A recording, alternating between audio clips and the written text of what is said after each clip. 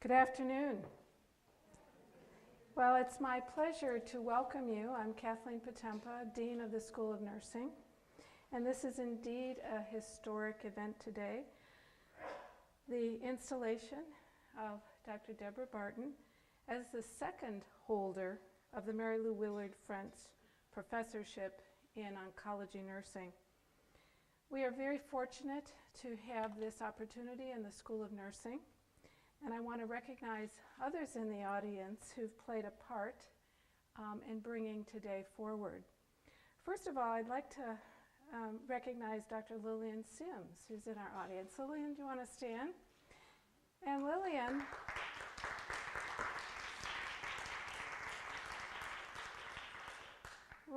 played a critical role in making the French family aware of the important work in oncology nursing.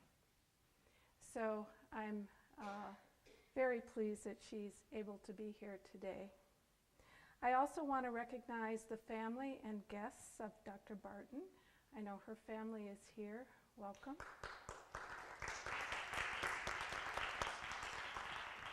And I also want to recognize colleagues from the Mayo Clinic.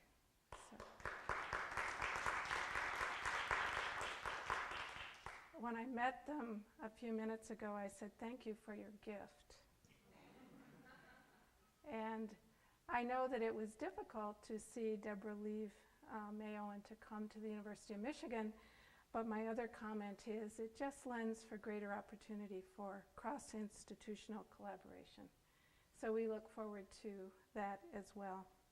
I also want to recognize the many faculty and students from both the School of Nursing, the School of Medicine, and friends and colleagues from the Cancer Center who are here. So let's begin with this day, thinking about the meaning of a endowed professorship for a school, for an institution, for a field of study. And for us, it has meant the opportunity not only to support an individual, that financial support is so important in maintaining a research trajectory and indeed growing a research trajectory. It also is a very visible signal within the school, the institution, and indeed externally to us, the importance we hold in this area of study and the significant research and effort that we put forth in that endeavor. It also gives us the opportunity to draw others to us, and I think that certainly we see coming forward to the second holder of this prestigious endowed professorship how that is playing out, and we know will continue to grow as the legacy of the gift and the professorship continues forward. Indeed, we have students here today who are working with Dr. Barton through the Hillman Project in her PhD program, etc. So it's very important for us as a school, and we are very, very pleased in Debra being with us. The search committee looked very broadly in the search for the new chair. We had many, many, many applicants. It took a long time.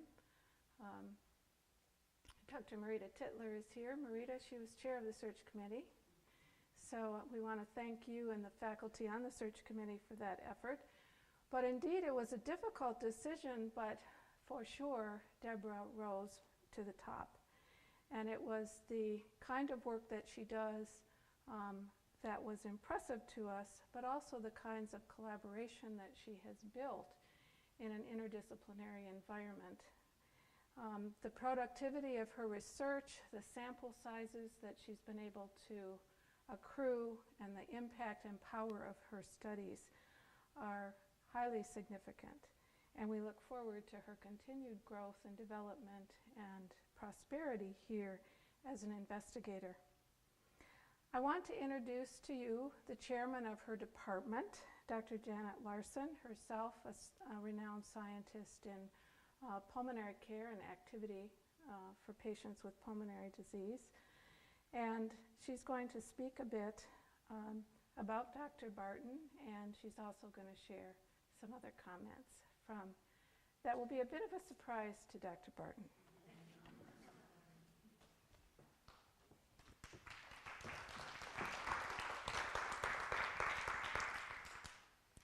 Well, she doesn't need an introduction, but I'm going to give you an introduction to Dr. Barton. She is professor, she's been here almost 1 year, and she is professor in the School of Nursing and in psychiatry. In addition, she holds an appointment as clinical nurse research scientist at the Alliance for Clinical Trials in Oncology. She's the vice chair of the Symptom Intervention Committee. This is an NCI-funded entity. Dr. Barton is an expert in symptom science, in the symptom management in oncology patients. She's a consummate researcher, so she's in a good place. She's highly committed to advancing science in her field of symptom management. She has studied hot flashes, peripheral neuropathy, decreased libido, cognitive dysfunction, fatigue, and insomnia. Those are the symptoms that she has worked with over the years. She has looked at pharmacological trials and behavioral interventions with a focus on understanding mechanisms and optimizing treatment. Dr. Barton has been funded by many entities: the American Cancer Society, the NIH, NINR, National Institute for Nursing Research, the National Cancer Institute, the Breast Cancer Research Foundation, and the Coleman Breast Cancer Foundation. Now, she's had multiple grants from many of those entities, so I'm just identifying the sources. If you look at her CV, which is thick, she has 95 peer-reviewed publications in highly respected journals. She is editor-in-chief for the PDQ, Palliative Supportive Care Board, and that's another National Cancer Institute funded entity. You can see she's heavily engaged in work for the National Cancer Institute at the NIH. She was recently appointed, this is very new, to be an associate editor for a new journal. This is a joint venture between Nature and the Breast Cancer Research Foundation, and so two highly respected organizations, so that's a real coup. The journal is called, it's an open access journal, NPJ Breast Cancer. Then, so when Dr. Barton came to us last January, I think it was about the middle of January, she arrived in our office. I'd been keeping an eye out for her. And so she had not even purchased her house. She was living in an apartment that was furnished, I think. And so I came to her and I said, we're going to put an application in for center grant funding, self-management. That's what we'd figured out at that point in time. And I said, and you're going to be the PI. Is that okay? And so it's sort of like, she said, well, I did have other plans. There were other grants that she had planned to submit. But she very readily threw herself into the project and got the thing funded. So we now have the Center for Self-Management of Complexity in Self-Management of Chronic, I should know I'm part of this. Center for Self-Management of Complex Diseases is something like that. So at any rate, I only share that with you because it's evidence that she's willing to join in. She's a team player. She will help get things done and highly effective at it as well. In addition, she's only been in the department maybe 9 or 11 short months, but she's mentoring faculty and well entrenched in the operations of the division and the School of Nursing. She's on the executive committee of the School of Nursing and various other involvements. So it took her no time at all to get fully engaged, and she's moving forward. So it's been our pure delight. Now I have from her mentor, Victoria Champion, a few things to read. So, when thinking about who might describe the achievements of Dr. Barton, we reached out to her mentor, Dr. Victoria Champion, the Edward and Sarah Stamm Cullifer Endowed Chair, Associate Director of the Cancer Control and Population Science at the Indiana University Simon Cancer Center. So you can see that Deb is following in her mentor's footsteps, getting into an endowed chair very early in her, well, not too early, but yes, early in her career. So Dr. Champion says, "Thank you for letting me send this message. I had previous obligations, or I would have been there to cheer Deb on. I believe the greatest honor a teacher can receive is to see the success of a student who has achieved the scientific excellence and outcomes that Deb demonstrates. She received her PhD in March 2002, and I was honored to be the chairperson of her committee. Deb came to her doctoral program with an intensity of focus that few students have. She was determined to make a difference in the lives of cancer survivors and to do so through evidence-based nursing. She saw firsthand the crippling and life-altering symptoms of patients who suffered from cancer and its treatment. Deb knew that clinical trials could provide information about drugs or devices, but felt that many of the symptoms shared by cancer survivors were the result of a complex system that included physical, social, and environmental components. She also believed that symptoms occurred in clusters. Deb believed that a theoretical model was needed to develop interventions given the complexity of symptom management. This became her dissertation and the basis for her program of research.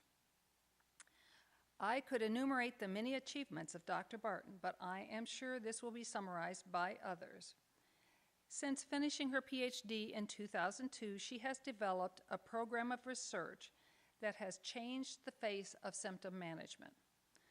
Along with her development as a superb scientist, she has also mentored others and led national reviews, workshops, and think tanks.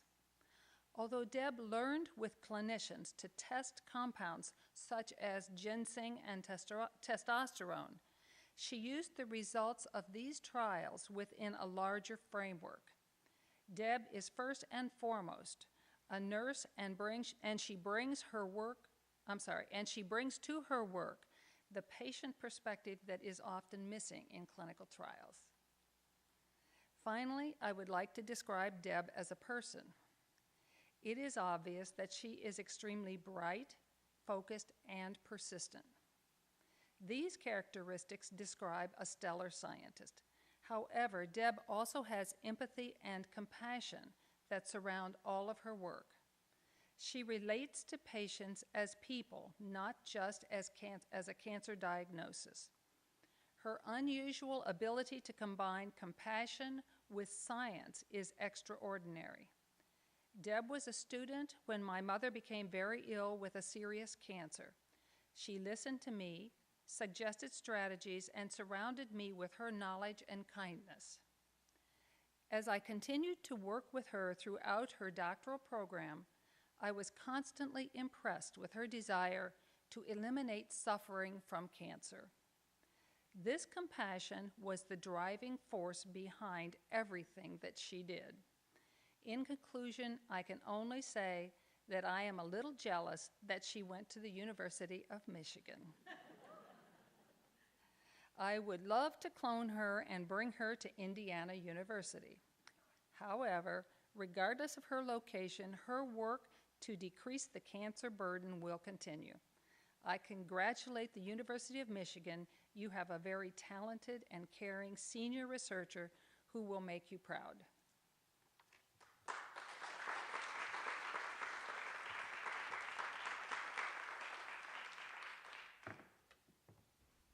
Thank you, Dr. Larson. Was that a surprise? Yes. Sort of, huh?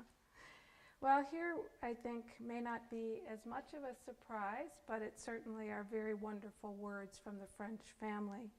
The French family were unable to be with us here today, but they wanted to send forward some important words to share on this day.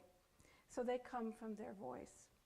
We are pleased to be part of this historic day through our written words and look forward to an opportunity in the near future to offer our congratulatory words to you in person, Dr. Barton. We are humbled by your dedication to cancer care research and are pleased to continue to provide the University of Michigan School of Nursing with the French Professorship of Oncology Nursing. As you know, this position was created in honor of our beloved Mary Lou Willard French, whose own dedication to nursing first impressed her adoring husband and later inspired her 4 children, who, due to their daring natures, were fortunate to have a loving nurse as a mother. I can just imagine, right? We know that receiving a nursing degree from the University of Michigan was a very proud moment for our mother. Her white nurse's cap that she received at graduation remained a treasured symbol of her pride in her accomplishments. While she was fun-loving by nature and encouraged unstructured play among her children, she was quite serious about what that white cap and made sure we knew it was not available for dress-up. Long after Mary Lou stepped away from nursing to raise her children, her white nurse's cap remained an inspiring symbol of achievement for all of us. As we look back in appreciation of Mary Lou Willard French, we recognize what a remarkable fit nursing was for her. In nursing and in life, she was a woman of devotion. Her family witnessed daily her dedication to helping others, especially those who were unable to help themselves. She continued throughout her life to strive to make a difference through volunteer work with a special interest in women's health issues, family support, and underserved members of our local community. A spiritual woman, Mary Lou showed us through example the rewards of selflessness. Even as she faced her own mortality through the challenges of cancer, she didn't hesitate to participate in research that had no chance of improving her own condition, and she was told the results could help someone else. We are pleased and proud that she could be directly and positively influenced by Mary Lou, and are so happy that her spirit lives on in the School of Nursing at the University of Michigan. Thank you for choosing to accept the professorship in oncology nursing. It is an honor for us to have you in that position, and we send you our warmest congratulations.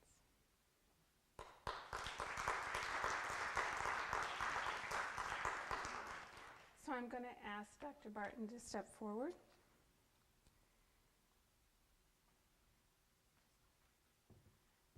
Okay. We have the inaugural medallion for you. Thank you. And we can step over and get a picture. Okay.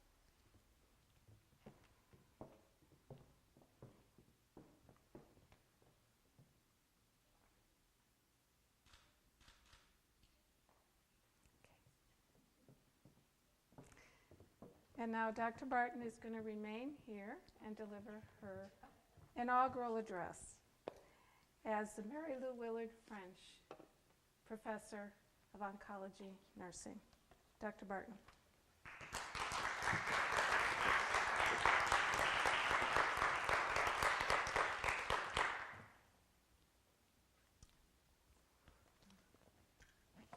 Well, thank you very much. The first thing I do want to say is a big thank you to all of you who are here to celebrate this event with me. It really means a lot, and I didn't really think I was going to do this, but I am extremely humbled.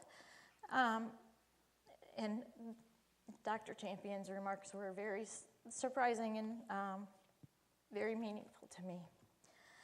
So it is an incredible honor for me to have been selected as the Mary Lou Willard French Endowed Professor in Oncology Nursing. Nursing is truly my passion, and from the very first day of fundamentals in nursing school, when we were on an oncology ward learning bedpans and turning and making beds, I knew that that was where I wanted to stay in my nursing career.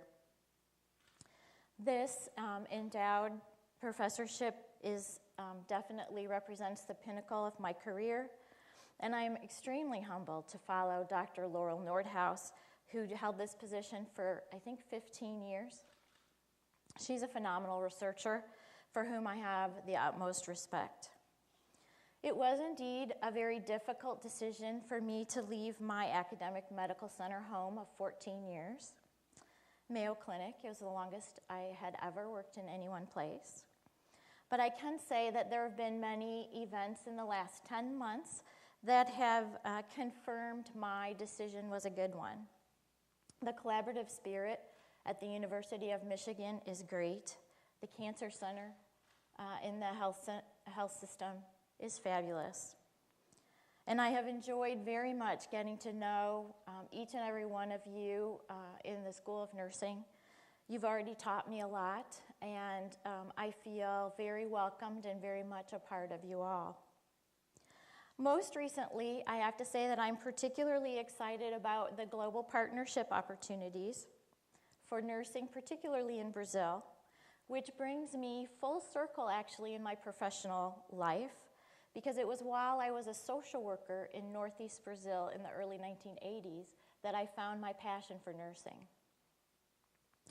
And I always wanted to be involved in Brazil in some way in nursing, and now I never even thought when I took the job at Michigan that would be part of the opportunities that I would be able to take advantage of.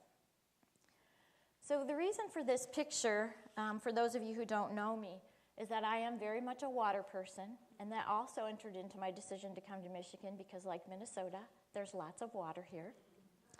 And I also collect lighthouses. Lighthouses hold a special fascination to me as a beacon to provide safe passage on the waters. This picture actually symbolizes how I feel professionally right now, and I think a bit of how water expresses itself. It can be excited and energized, and yet perhaps paradoxically peaceful. Moreover, though, having the role of this endowed chair, I feel allows me to be a senior scientist in a way that I have not been able to be previously. It is very exciting to me that it is in oncology nursing, and the value that puts forth in oncology nursing is very meaningful to me. But also, my perspective on being an endowed chair is really having a bit more breathing room, if you will, to mentor others both inside and outside of the school, and to be able to have the mental space to contribute to the vision of the school and the advancement of nursing with respect to patient outcomes. Educating and mentoring students is core to what we do as faculty, but the time to devote to other faculty and colleagues can be very tight with the teaching responsibilities, grant and manuscript writing, implementation of research, and required service. Therefore, I want you to know I do not take lightly this endowed chair position. And what I hope to do is to be a beacon of safe passage as colleagues navigate the currently too turbulent waters of a research career. I wish my legacy to be some contribution to a long line of colleagues from all parts of the world who are able to advance nursing science in order to make a difference in the lives of others. And I want to thank the French family for making this opportunity a reality and available. I was not fortunate enough to meet Mary Lou Willard French or her family, but I wanted to know something about this woman, and so our development office gave me some very nice history on her. And I noted, very surprisingly, that she was committed to the well-being of the whole person and, as a result, in integrative therapies, specifically Reiki and spirituality. She also studied with Deepak Chopra and Joan Borisenko, both of which who are prolific writers and people who practice mind-body techniques to improve wellness. Coincidentally, I also attended seminars given by Joan Borisenko in the past. I think that Mrs. French might be pleased to know that mind-body techniques to reduce symptoms and improve wellness is one of my areas of focus for the oncology population, along with other integrative therapies. And so now I would like to share a little bit about my program of research, and in particular, the results of a study I've been presenting this year at international and national conferences. My program of research is to develop complex interventions to address both biological and psychosocial aspects of some key areas of health and wellness, specifically sexual health, cancer-related fatigue, and menopausal symptoms such as hot flashes, sleep, and mood in the oncology population. To advance this science in a way that results in knowledge really being integrated into clinical practice, because really that's what it's all about. I have been involved in the National Clinical Trials Network in Oncology, which is a large infrastructure supported by the National Cancer Institute, where community cancer centers from across North America and beyond can participate in clinical trial research, both for the treatment of disease, but also, thankfully, for the management of symptoms. One of the main theoretical frameworks that undergirds my work is the theory of unpleasant symptoms developed by Elizabeth Lentz. This theory does provide for the co-occurrence of symptoms, which, as you heard in Dr. Champion's letter, I do believe in symptom clusters or the co-occurrence of symptoms. It also accounts for various dimensions of those symptoms, such as distress and intensity, but also the recognition that there are multiple variables that contribute to the experience of those symptoms. So I believe that to really improve health and wellness and reduce the symptom burden in those facing cancer, interventions need to be tested that have more than one component and can address several areas that contribute to that symptom, and that can get quite complex, hence complexity science. One example is an intervention I am building for sexual health. Cancer has been reframed as a chronic illness with over 18 million survivors predicted to be alive as of January 2022. Living well beyond cancer is an important focus.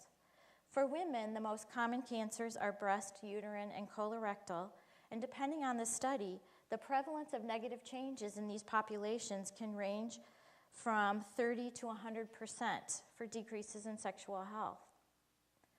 Though older studies, I believe these are two seminal works that look at predictors of sexual health in women with breast and gynecologic cancer. You can see that both physiologic and psychosocial influences are predictors, and they include body image, mental health, partner issues, fatigue, and vaginal symptoms such as dryness and dyspareunia or painful intercourse. My research focuses on many of these variables, in fact, all of the ones highlighted in gold and yellow. And the study I want to share with you today focuses on the physical problems of vaginal dryness and dyspareunia. For reasons fairly well understood, both aging and treatment for cancer, specifically breast and gynecologic cancer, can result in negative changes in the vagina, and this relates to a loss of estrogen because the vagina is highly regulated by estrogen. Therefore, effects of estrogen depletion, which are not reversible but actually get worse over time, include loss of rugae on the vaginal walls or ridges that contribute to the satisfaction a woman might experience, thinner mucosa, which can cause bleeding after intercourse, which can be quite frightening for women, increased pH, making the vagina less acidic and causing an increase in infections, and also a less gland secretion causing the dryness. The focus for treatments for vaginal symptoms right now are local, and they include water-soluble lubricants that are used on an as-needed basis to just reduce friction during intercourse.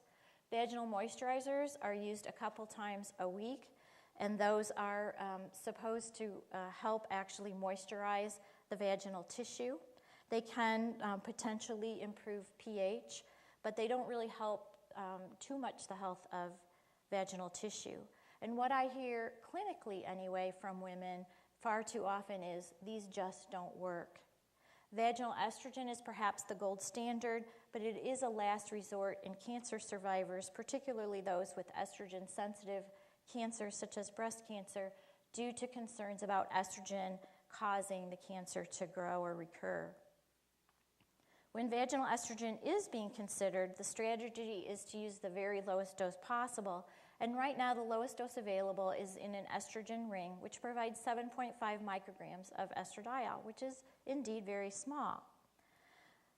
And the problem with this approach, however, is that even though the values of estrogen are kept low systemically, there have been data to demonstrate that there have been changes in things like lipids and markers of bone turnover, osteocalcin and bone alkaline phosphatase, which actually would lead one to believe that there is activity happening systemically outside of the vagina, and therefore raises concerns about how safe these are to use in estrogen-sensitive cancer patients.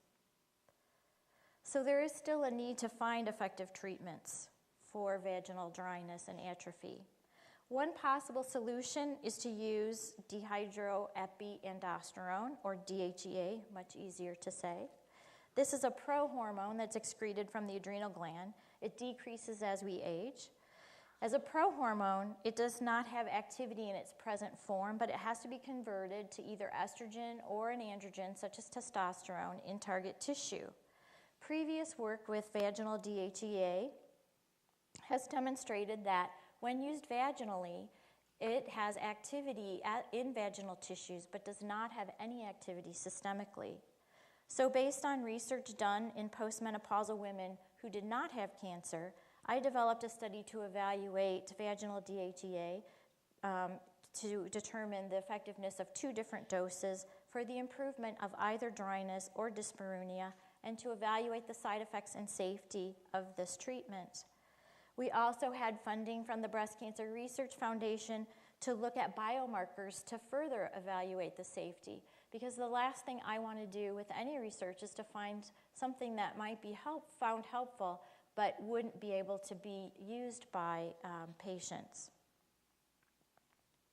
So we developed a study to randomize women to either 3.25 milligrams of DHEA in a moisturizer or 6.5 milligrams or a plain moisturizer alone. The study population included women who had a history of breast or gynecologic cancer, who'd completed all of their chemotherapy and radiation, had no evidence of disease, were postmenopausal, and they had to be experiencing moderately severe vaginal complaints for at least 2 months. The vaginal DHEA we used was developed by a compounding pharmacist from North Dakota that we have worked with on various other occasions. We did have an investigational new drug application for this, so the FDA knew that we were studying this. The bioadhesive moisturizer was developed in such a way that it would adhere to the vaginal wall. And we pre-filled tiny syringes, without a needle of course, which the women used as applicators. They were instructed to insert 1 syringe every night after all sexual activity, right before they laid down to go to bed. And they were instructed to apply the gel in a ribbon-like fashion, so withdrawing the syringe as they pushed the plunger in to apply the gel. And the reason that we did it this way was one of the hypotheses I had in terms of women feeling like moisturizers weren't helpful was that they may not have been using them optimally. And so if you think about in the wintertime how dry your hands get, if you use hand lotion right before you do the dishes or do other activities, it really doesn't have a chance to soak into your tissues on your hand and really make a difference. So we wanted to really develop that sort of strategy in trying to moisturize the vaginal tissues.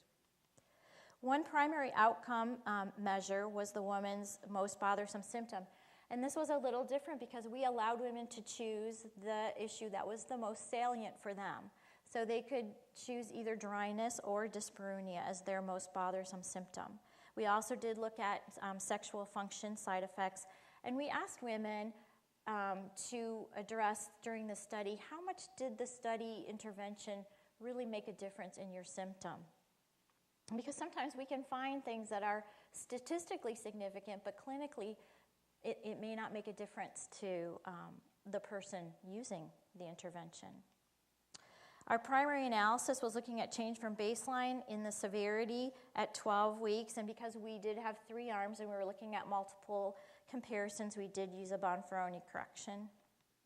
Our consort diagram is shown here, and basically we did have 82 different cancer centers from across the United States and Canada enroll patients on this study for a total of 464 women. And that really is the joy of being part of the Clinical Trials Network in the National Cancer Institute.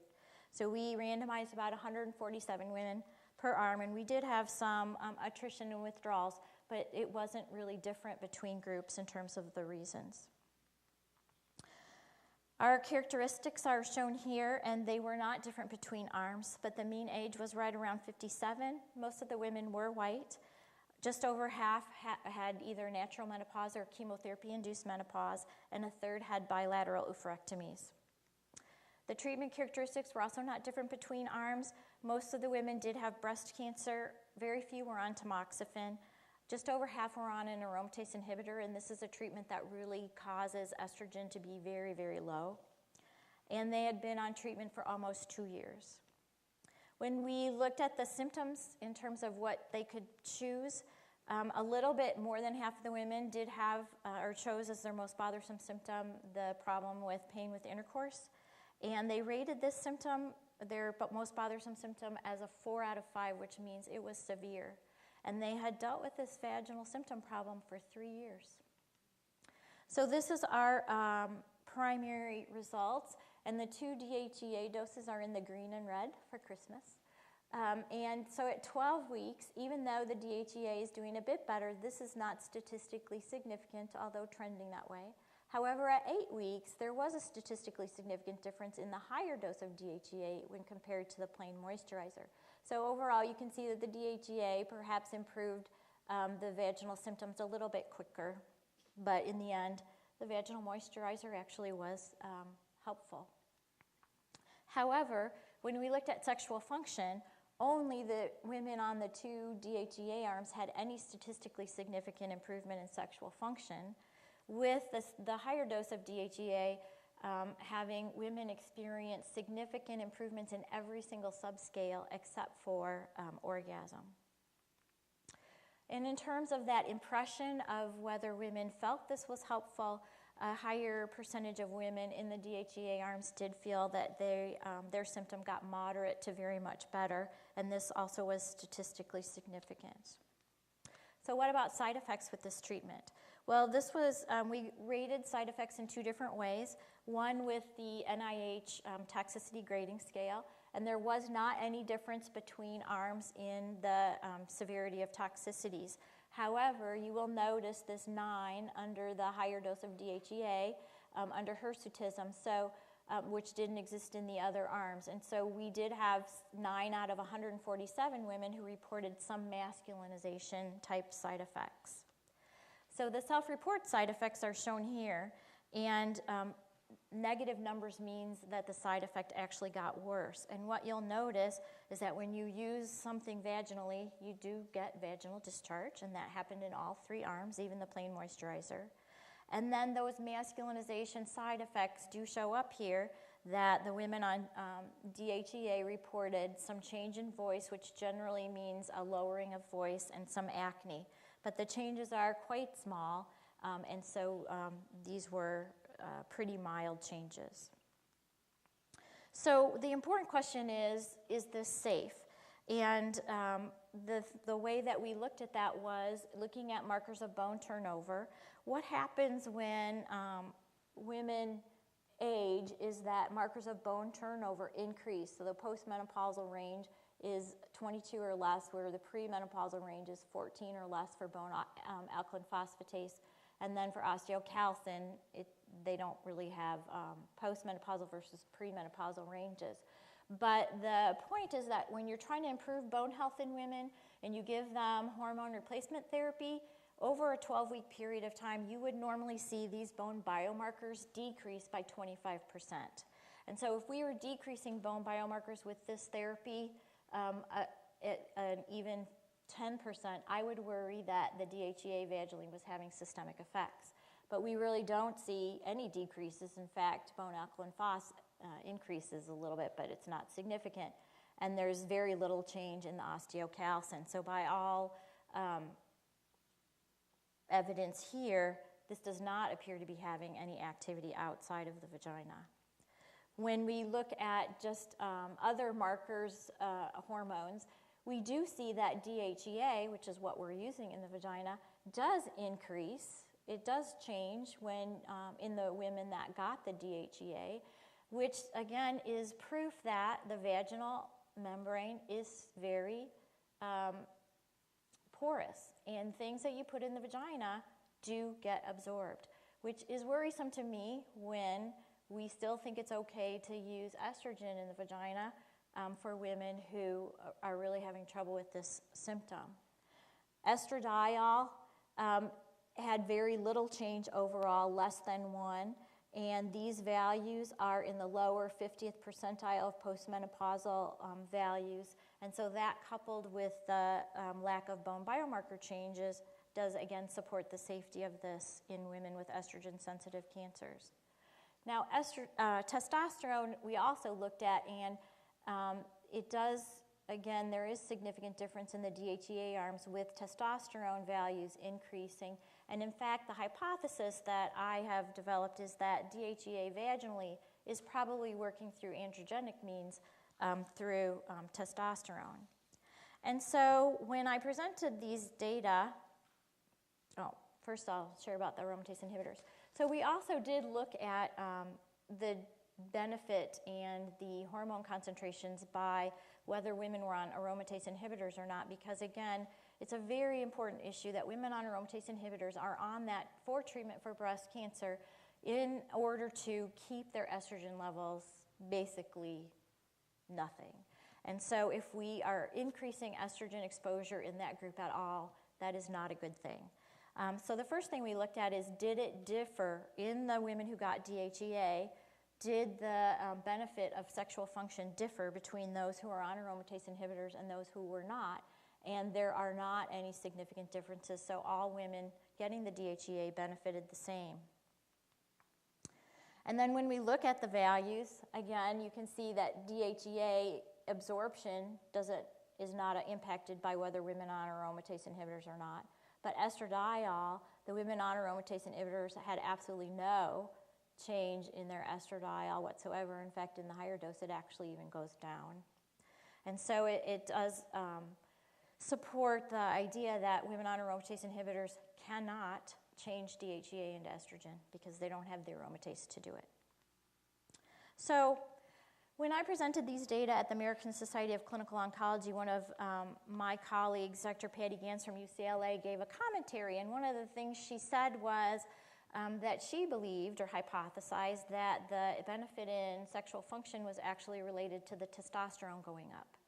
And I did not believe that because I had done a previous study with transdermal testosterone where we had a lot higher values of testosterone improvement, and it didn't make a bit of difference in sexual function. So I really didn't think it was testosterone mediated, but I wanted to know.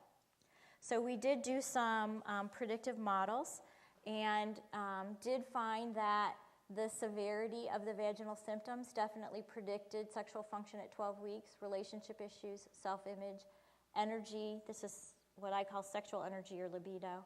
And testosterone didn't make the model in a significant way. So this data again supports the need for the multi-component focus for sexual health and the components that I am developing next. So our study basically does provide some clinical information. It informs clinical use with regard to moisturizers. I do feel that if women use them at nighttime and really let them sit and use them faithfully for at least several weeks, they would notice some benefit. We also did show, though, that DHEA improves sexual function, and I didn't include it here, but we also have data showing that it does improve tissue health over and above what a moisturizer can do. So as was mentioned earlier, science and research doesn't happen by individuals, it happens by a team, and this is the collaborators that made this study possible. So right now, what we are working on is evaluating a mind-body intervention, actually a hypnotic relaxation intervention for body and self-image. And we are finishing up a feasibility study that is going very well, thanks to my wonderful project manager, Allison. And then we are also writing a study looking at a dopaminergic agent for sexual energy or libido. And then with a colleague from social work, Dr. Daniela Whitman, we're going to develop a partner intervention. And then as we find efficacy for each of these components, we're going to put them all together in one large multi-component intervention that can be individualized for any particular woman's set of issues and delivered by any community cancer center in the U.S. and hopefully Brazil. So I want to end with this quote from Joan Borysenko, thinking of Mrs. French. May you be at peace. May your heart remain open. May you awaken to the light of your own true nature. May you be healed, and may you be a source of healing for all beings. Again, thank you for celebrating this with me. Thank you to the French family, and please enjoy the reception that follows.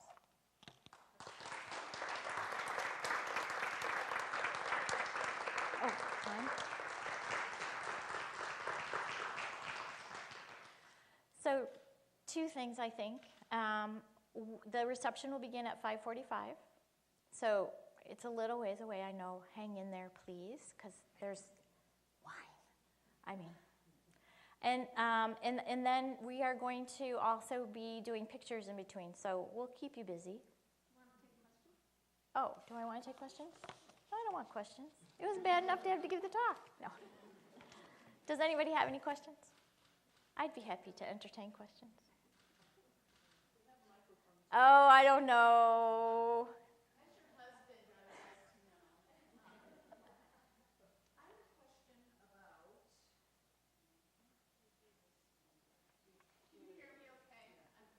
Yeah. I had a question with the DHEA trial.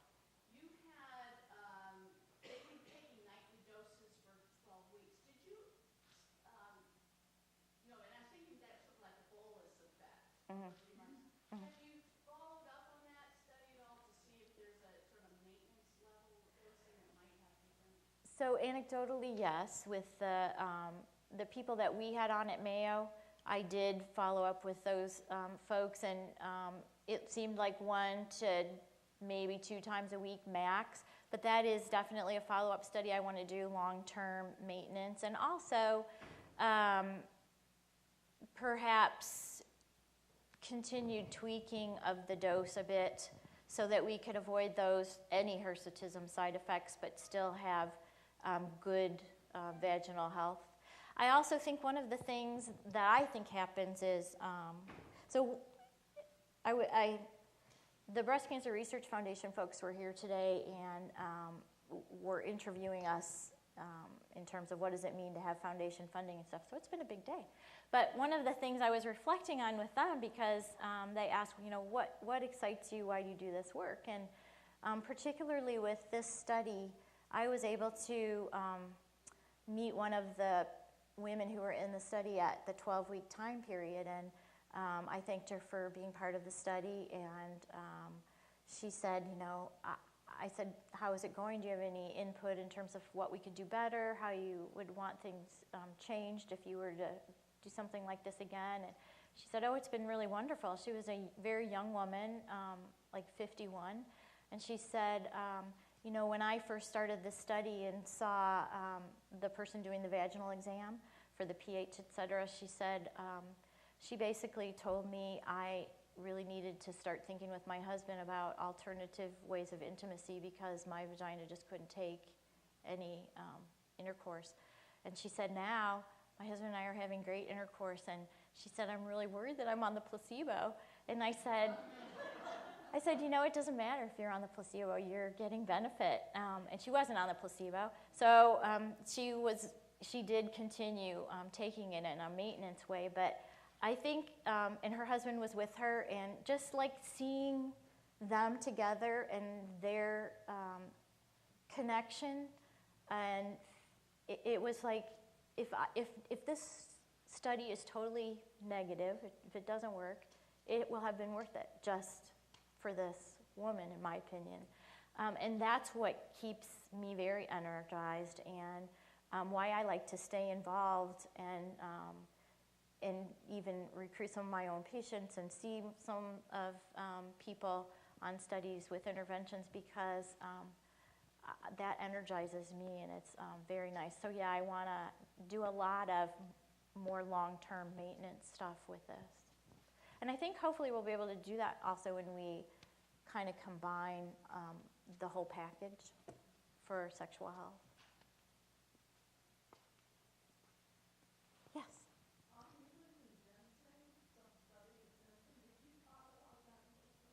So I did 2 studies with American ginseng. It was grown in Wisconsin for cancer-related fatigue. The first was a dose-finding phase 2 study, and then the second was a phase 3 study. And ginseng is a very interesting plant.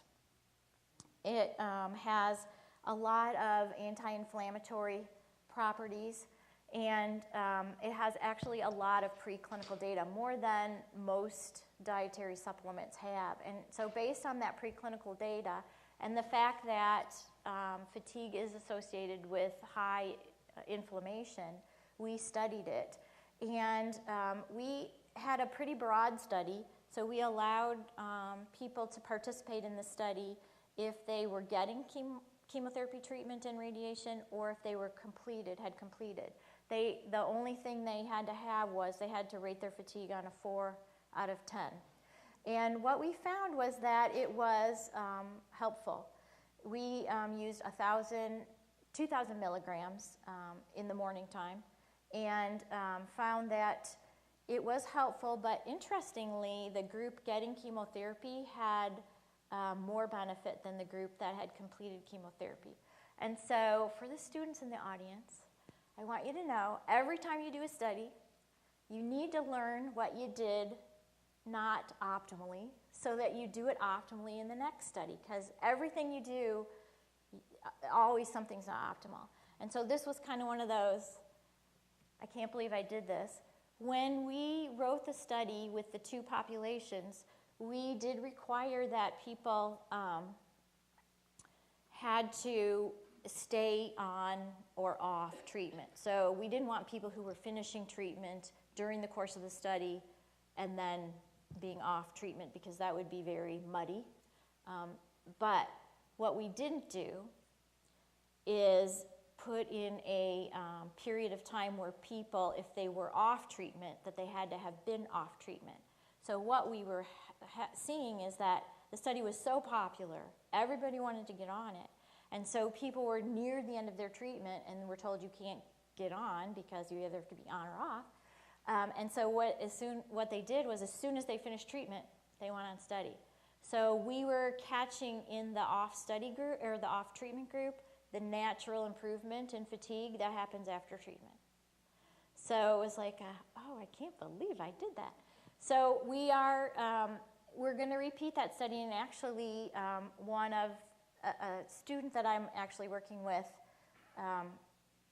from Oregon State, is going to actually take and do for her dissertation a little proof of concept with people done with treatment. And we were also, with Breast Cancer Research Foundation funding, able to also look at biomarkers. So we have inflammatory biomarkers. We also have cortisol, and we have adiponectin and some markers of metabolism. And so I do want to write a study looking at mechanism of improvement in fatigue with ginseng, because I think it has a lot to contribute. And I actually think it's working through the metabolic pathway. So hopefully I'll have time sometime to do that. Or get a student to do it. So that's published in the Journal of the National Cancer Institute, the phase 3. Yes, Dr. Holden, Associate Dean for Research. Gee whiz. I've been thinking about the mechanisms, and I wasn't clear on your DHEA study, and I wasn't clear on the relationship between DHEA and testosterone. So In terms of why I'm hypothesizing that that's the mechanism? Or, Well, why you're not hypothesizing is what it looked like to me. I Is am that right? hypothesizing that. You are hypothesizing that that's the mechanism? So that person that contradicted you was saying it wasn't the testosterone? Oh, I see. For the sexual function? Right. Okay. So I think it's the mechanism for the vaginal symptom improvement. I think Yes, that you the think vaginal tissues are turning testosterone into, or the vaginal tissues are turning DHEA into testosterone, and that is the mechanism for this vaginal symptom improvement. For the overall sexual function, like libido, you know, it improved libido, it improved a lot of other things. Dr. Gans was hypothesizing that it was the testosterone systemic concentrations that were improving the libido and other parts of sexual function, and that's what I don't think is true. Oh, I see. So yeah, it's a little different. And what I think is happening, why I think sexual function in general got better was because when the vaginal symptoms went away, and like this woman that I shared with was having more intercourse, she was having more blood flow, she was having more satisfaction, and so it just kind of snowballed and helped the whole thing. But I by no means think that obviously vaginal DHEA is the answer to overall sexual function, which is why I'm working on the other pieces. Okay, so then another question I had was so the vagina, the tissues in the vagina are using testosterone rather than estrogen? Correct. That's what I'm thinking, and you know why I'm thinking that? I'm I'd so be glad interested. you're asking I'd that. be interested. So, if it was estrogen, if the DHEA was working through the estrogenic pathway, then the women on aromatase inhibitors who cannot turn DHEA into estrogen would not have gotten benefit, but they did.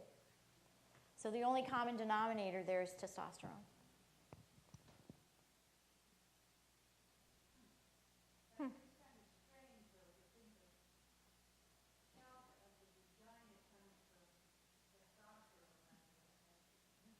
But we do it all.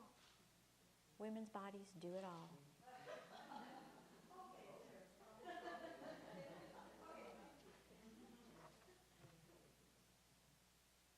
Anything else? Well, thank you.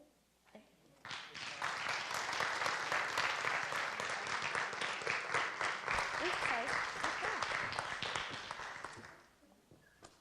Well, thank you, Dr. Barton. I certainly learned a good deal, and I hope you did too. Again, I want to welcome Dr. Barton and her medallion to the French professorship, and also to really welcome her to our community of scholars and the wonderful work that we are just beginning our discussions about. We do have a reception following, so I encourage you to stay and participate in that. And there will be a little bit of a photo shoot, but don't let that bother you. Please get out and have a glass of wine or water or something that you'd like, as well as a little bit of hors d'oeuvre. We'd love to mingle with you and hear your comments, and certainly your opportunity to congratulate Debra in person. Thank you very much.